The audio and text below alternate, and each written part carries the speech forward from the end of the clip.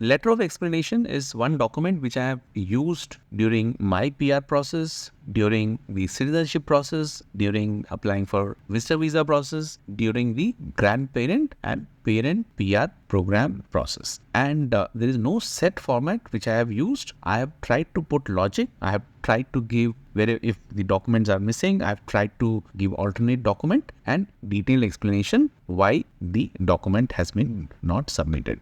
And if the document has been submitted and I feel that a little more explanation helps, I have done that. That way, when someone receives and someone is going through, they have adequate information to take right decision. So what I'm sharing is my personal experience, and you must do your due diligence when you are doing anything like this. And if you are in doubt, always seek a professional guidance. Don't rely on someone like me who is on internet coming and sharing personal experience. And in today's video, I will show you how I covered the missing birth certificate explanation. So I give a heading like letter of explanation. This makes it clear what this document is, then the date when it is made, and if it is primary applicant's name. If it is secondary applicant, write secondary applicant and then name. And if UCI number is there, I always make sure to make an entry. If UCI number is not there and it is getting uploaded with the application, I just leave it blank. And then to whom it may concern. This is the heading part of it. Coming to the explanation for the missing birth certificate. So here in this case, in India, it was not a practice earlier to have a birth certificate. And it was not until later years where birth certificate was made mandatory. So instead of birth certificate, there are supporting document which has been given, and let's go through the letter of explanation. I do not possess a birth certificate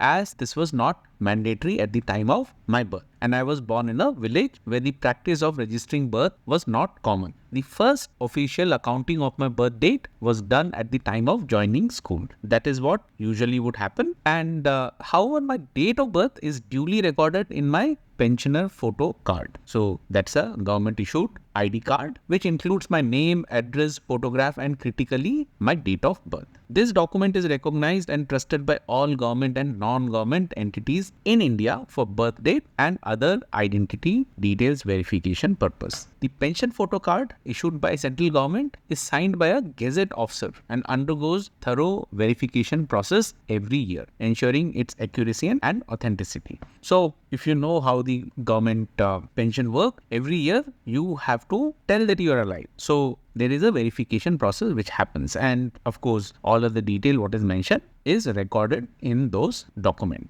In addition, my passport and school leaving certificate also has my date of birth mentioned, which matches the date on pension photo card. So passport, school leaving certificate, pension photo card, all three matches the date of birth. Furthermore, my son, who is a Canadian PR or Canadian citizen, and my sponsor for the PR has provided the same date of birth during the PR process. So when the process was happening, be it PR, be it citizenship, parents' detail are asked, and there all this detail was mentioned. I have attached a scanned copy of my pensioner photo card, school leaving certificate in supporting document, birth certificate section. I hope this explanation clarifies any concern regarding my missing birth certificate from the PR application. Please feel free to contact me if you need any further information or documentation. This is the explanation of what has been given, and again there has not been any further query, there has not been any concern, anything from IRCC's end till date, and the only query what IRCC came back was with the outdated form which was filled, and I have made a separate video on that. So all the things which I have covered in letter of explanation have not had any issue from IRCC's side. Also in my case, I have not submitted any notarized affidavit. All I have done is back it up with all the documents that I have, and if there are things which are consistent, highlight those in the letter of explanation. So friend, this is how I gave the letter of explanation. I hope this gives you an idea of what is happening. Thanks for watching.